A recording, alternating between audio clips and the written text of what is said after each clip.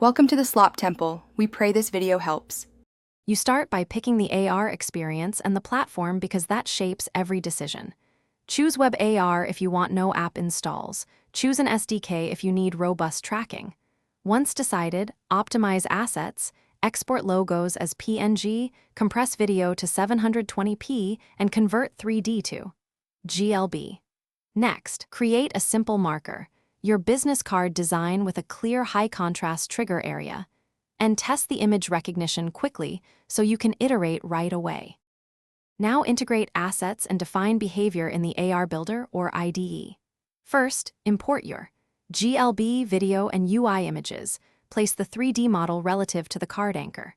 Then configure tracking, tune image targets or enable plane detection, and set scale so objects appear life-size. Add interactions like tap to play and a button that opens a contact link. Make sure to test animations and collision so objects don't float oddly, and iterate until transitions feel natural and stable. Finish by optimizing and publishing.